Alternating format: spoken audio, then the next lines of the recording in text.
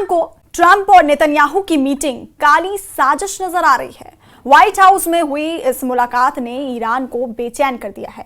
खतरा है कि इजराइल फिर से ईरान पर हमला कर सकता है और इसलिए नेतन्याहू ने ट्रंप से दूसरी बार मदद मांगी है। लेकिन ईरान के एक जनरल ने यह कहकर इजराइल में खौफ फैला दिया है कि ईरान की 10,000 मिसाइल लॉन्च होने के लिए तैयार है।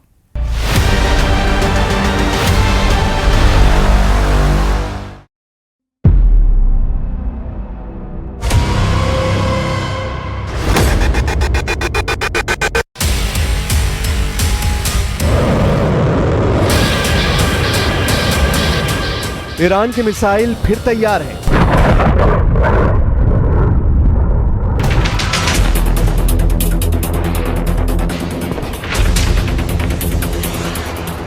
ईरान पर हमला हुआ तो फिर दहलेगा तेल अवीव और हाइफा। ये वार्निंग ईरान से आई है। ईरान के एक बड़े जनरल ने ऐसी वार्निंग दी है जिसकी टाइमिंग बहुत खास है। ईरान की सेना ने इजराइल और अमेरिका को डराने के लिए अपना मिसाइल अपडेट जारी कर दिया है। जब अमेरिका में डोनाल्ड ट्रंप और बेंजामिन नेतन्याहू की मीटिंग हो रही थी, तब ईरान में सर्वोच्च नेता अली खामनेई के करीबी कमांडर ने बहुत बड़ा ऐलान किया है। यह ऐलान से ज्यादा अमेरिका और इजराइल को वार्निंग कही जा रही है, क्योंकि एक बार फिर युद्ध भड़कने का खतरा मंडराने लगा है। ईरान के मेजर जनरल याहिया रहीम सफवी, जो सर्वोच्च नेता अली खामनेई के सलाहकार भी हैं, उनका दावा है कि ईरान के पास हजारों मिसाइल और ड्रोन हैं जो खुफिया ठिकानों पर रखे गए हैं और अगर ईरान पर युद्ध हुआ तो उनका इस्तेमाल किया जाएगा। कह सकते हैं कि ये वार्निंग सीधा अली खामनेई की तरफ से आई है। ईरान बार बार ये दावा कर रहा है कि उसने 12 दिन के युद्ध में अब तक अपनी पूरी ताकत का इस्तेमाल नहीं किया है, न ही अपनी नौसेना और IRGC की कुद्स फोर्स को तैनात किया है। और अगर दोबारा युद्ध ईरान पर थोपा गया तो इसका नतीजा इजराइल की संपूर्ण तबाही होगी। मेजर जनरल याहिया रहीम सफवी का दावा है कि उनका परमाणु कार्यक्रम और मिसाइल टेक्नोलॉजी ईरान के वैज्ञानिकों की मेहनत का नतीजा है और उसे तबाह नहीं किया जा सकता। ईरान ने हजारों मिसाइल और ड्रोन का उत्पादन किया है और सभी सुरक्षित जगहों पर रखी गई हैं। ईरान की तरफ से ऐसी वार्निंग इसलिए आ रही है क्योंकि व्हाइट हाउस में डोनाल्ड ट्रंप और बेंजामिन नेतन्याहू की मीटिंग हुई है और इस मुलाकात को लेकर नेतन्याहू के हौसले बहुत ज्यादा बुलंद हैं। नेतन्याहू ने कहा है कि गजा में हमारा मिशन पूरा नहीं हुआ है। We have still to finish the job in Gaza, release all our hostages, eliminate and destroy Hamas's military and governance capabilities, because Gaza must have a different future for our sake, for everyone's sake. And no country will settle for less. We certainly will not. लेकिन दूसरी तरफ Iran ने भी diplomatic मोर्चाबंदी शुरू कर दी है। Iran के विदेश मंत्री अब्बास अराक्ची ने सऊदी अरब जाकर क्राउन प्रिंस मोहम्मद बिन सलमान से मुलाकात की है।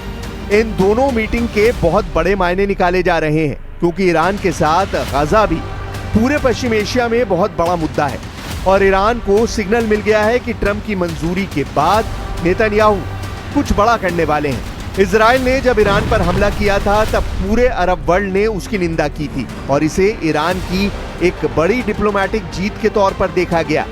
अब ईरान के विदेश मंत्री के साथ सऊदी अरब के क्राउन प्रिंस की मुलाकात को भी इसी नजरिए से देखा जा रहा है, क्योंकि जो सऊदी अरब कभी ईरान का कट्टर दुश्मन कहा जाता था, वो 2023 में समझौता होने के बाद अब ईरान के साथ लगातार हाई लेवल मीटिंग कर रहा है।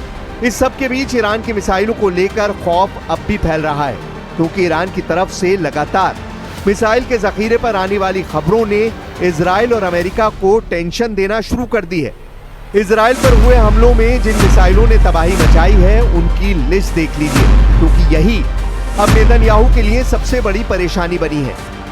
इनमें सबसे खतरनाक फत्ता-1 और खैबर शिकन मिसाइल शामिल है। इसमें कद्र और इमाद मिसाइल भी शामिल है। फतह हाइपरसोनिक मिसाइल की रेंज 1400 किलोमीटर है।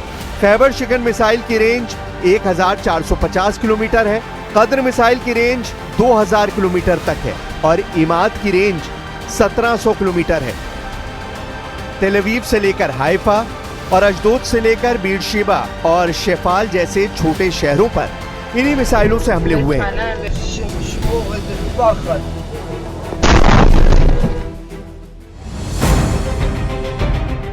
इसीलिए ईरान के कमांडर जो वार्निंग दे रहे हैं उसे इजराइल बिल्कुल भी हल्के में नहीं ले सकता। ईरान से युद्ध हुआ तो उसकी मिसाइल गोदाम फिर लॉन्चिंग के लिए तैयार हो जाएंगे। ये बात नेतन्याहू बहुत अच्छी तरह जानते हैं। ऐसे में इजराइल में कहां धमाका होगा, कौन सी मिसाइल कहां गिरेगी, इसे लेकर इजराइल के मिसाइल ट्रैकिंग रडार सिस्टम काफी प्रेशर में आ जाएंगे, क्योंकि ईरान का दावा है कि उसने अभी तक अपनी सबसे खतरनाक मिसाइलों को इस्तेमाल नहीं किया है। लेकिन ईरान से युद्ध को लेकर अमेरिका और इजराइल से लगातार नए नए सिग्नल मिलने लगे हैं।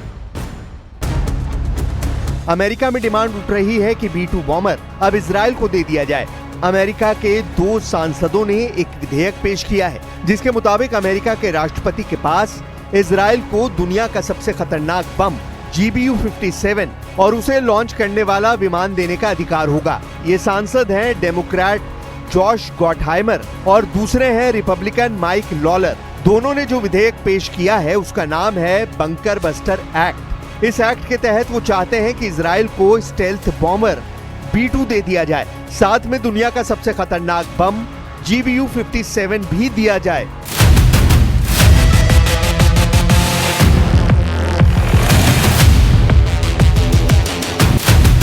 बार बार गारंटी मिल रही है कि पश्चिम एशिया में युद्ध का खतरा टला नहीं है, युद्ध फिर होगा।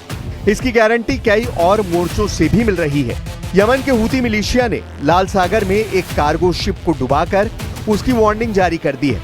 इस वीडियो को बहुत गौर से देखिए, कैसे लाल सागर में एक 200 मीटर लंबे और 32 मीटर चौड़े जहाज को डुबो दिया गया। हूती मिलिशिया ने इस पर हमला किया क्योंकि ये इजराइल के पोर्ट की तरफ बढ़ रहा था। हूती मिलिशिया के मुताबिक इस जहाज ने उनके ब्लॉकेड का उल्लंघन किया। लाइबेरिया के झंडे के तहत इस जहाज को ग्रीस की कंपनी ऑपरेट कर रही थी। लाल सागर के करीब इस पर हमला हुआ। इसमें हुए धमाके के बाद जहाज डूब गया। इस जहाज के क्रू को करीब से गुजर रहे एक दूसरे जहाज ने बचाया और उनको अफ्रीका के जिबूती ले जाया गया। وقد جاءت عملية الاستهداف في البحر الأحمر وذلك بعد نداءات وتحذيرات وجهتها قواتنا البحرية للسفينة المذكورة، إلا أن طاقمها رفض كل تلك التحذيرات. تؤكد القوات المسلحة اليمنية أنها لن تتردد في استخدام القوة المناسبة لمنع أي سفينة تابعة لهذه الشركة التي تعاملت مع العدو الصهيوني وقامت بانتهاك حظر الوصول إلى موانئ فلسطين المحتلة، وتؤكد أن سفنها هدفا مشروعا لقواتنا في أي مكان تطاله أيدينا، وتتحمل هي كامل المسؤولية وقد أعذر من أنذر। इजराइल जाने वाले जहाजों का ऐसा हश्र देखकर नेतन्याहू बहुत ज्यादा गुस्से में है। यमन के खिलाफ तमाम एयर स्ट्राइक बेनतीजा साबित हो रही हैं। यमन के लगातार मिसाइल हमलों के बाद इजराइल ने हूती के ठिकानों और बंदरगाहों पर एयर स्ट्राइक भी की है, लेकिन उससे अब तक कोई फायदा नहीं हुआ है। यमन अब भी इजराइल के खिलाफ बड़ा मोर्चा बना हुआ है। इसीलिए अब ईरान से लेकर इजराइल और अमेरिका से लेकर रूस और यमन तक युद्ध भड़काने वाली आग चारों तरफ नजर आ रही है। अमेरिका में डोनाल्ड ट्रंप भी अपने तेवर दिखा चुके हैं कि ईरान की तरफ से कोई गलती बर्दाश्त नहीं की जाएगी। व्हाइट हाउस के ऊपर आसमान को देखिए, आसमान गरजने लगा और सामने आए दुनिया के सबसे खतरनाक बमबाज B-2 और साथ में दोनों तरफ F-35, दुनिया के सबसे खतरनाक फाइटर जेट, दुनिया के सबसे खतरनाक बॉम्बर के साथ उड़े। नीचे डोनाल्ड ट्रंप ने सलामी ली। मौका था अमेरिका के स्वतंत्रता दिवस का, यानी 4 जुलाई। एक बार फिर देखिए कैसे व्हाइट हाउस के ऊपर से गुजरा अमेरिका का B-2 बॉम्बर और साथ में दोनों तरफ F-35। यह अमेरिका का स्वतंत्रता दिवस का जश्न है, जिसे ट्रंप ने अपनी फायर पावर दिखाकर मनाया। इन्हीं विमानों की धमक पूरे इजराइल और ईरान के युद्ध में दिखाई दी। लेकिन अमेरिका और इजराइल की जोड़ी को दहलाने के लिए बड़ा मैसेज मॉस्को से आ चुका है। रूस के विदेश मंत्री सरगेई लैवरोव ने सऊदी अरब के विदेश मंत्री के साथ मुलाकात के दौरान ऐसी बात कही जो तेल अवीव से लेकर वॉशिंगटन DC तक सबको परेशान कर रही है। रूस ने अमेरिका और इजराइल दोनों को चेतावनी दी है कि अब ईरान के खिलाफ युद्ध खत्म हो चुका है, यानी अब जंग दोबारा नहीं होनी चाहिए या ईरान पर अब दोबारा हमला बर्दाश्त नहीं किया जाएगा। Дипломатическое урегулирование невозможно без устранения первопричин конфликта, как об этом в очередной раз сказал президент Путин в ходе вчерашнего телефонного разговора с президентом Трампом. Мы не можем быть удовлетворены развязкой, которая не будет учитывать в полной интересы России в сфере безопасности. रूस के तेवर देखकर ईरान भी तैयार है। ईरान में IRGC कमांडर हुसैन सलामी की वर्दी को छूकर कसम खाई गई कि इस बार हमला हुआ तो ना इजराइल बचेगा, ना ही अमेरिका के अड्डों को बख्शा जाएगा। मॉस्को से लेकर तेहरान तक ईरान और इजराइल का रुका हुआ युद्ध एक बार फिर उबाल खा रहा है। موضوع هسته‌ای بهانه‌ای بیش نبود. برنامه ریزی کرده بودند ظرف 48 ساعت و حتی اکثر یک هفته نظام دچار فروپاشی شود و کشور را تجزیه کنند، اما شکست خوردند. ईरान और इजराइल का युद्ध पूरी दुनिया ने देखा और सबको लगा कि यही तीसरे विश्व युद्ध का ट्रिगर पॉइंट है। अब पूरी दुनिया दो हिस्सों में बटेगी और एक खेमा दूसरे खेमे पर इतना बम बरसाएगा कि इसका अंत दुनिया के खात्मे के साथ होगा। सरगेई लैवरोव की अगली चेतावनी को समझिए, जो सीधे सीधे नेतन्याहू और डोनाल्ड ट्रंप को है। लैवरोव या कहें कि पुतिन ने ट्रंप और नेतन्याहू को वॉर पार्टी करार दिया है। 12 दिन के युद्ध यानी इजराइल के हमलों में ईरान को नुकसान तो बहुत ज्यादा हुआ, लेकिन इस जंग का फैसला अभी सीज फायर के साथ ही हुआ है, यानी ईरान और इजराइल दोनों अभी एक प्लेटफॉर्म पर हैं। बेशक जीत का ऐलान दोनों तरफ से किया जा रहा है। दुनिया ने तेहरान और ईरान के बाकी शहरों पर इजराइल के हमले तो देख चुकी है। दुनिया तेल अवीव से लेकर हाइफा और इजराइल के बाकी शहरों पर ईरान के मिसाइल हमले भी देख चुकी है। क्या ऐसा युद्ध दोबारा शुरू होने का खतरा नजर आ रहा है? क्योंकि पुतिन ने इजराइल और अमेरिका के इन्हीं तेवरों को लेकर साफ शब्दों में धमकाया है। अब सवाल है कि रूस को ऐसा क्यों लग रहा है कि इजराइल और ईरान का युद्ध फिर से शुरू होने वाला है। ईरान की सेना के चीफ ऑफ स्टाफ ने कहा है कि उन्हें शक है कि इजराइल सीज फायर का उल्लंघन जरूर करेगा और अगर ऐसा होता है तो ईरान अगली बार कई गुना ज्यादा ताकत से ऐसा जवाब देगा कि इजराइल और उसके साथी हैरान रह जाएंगे।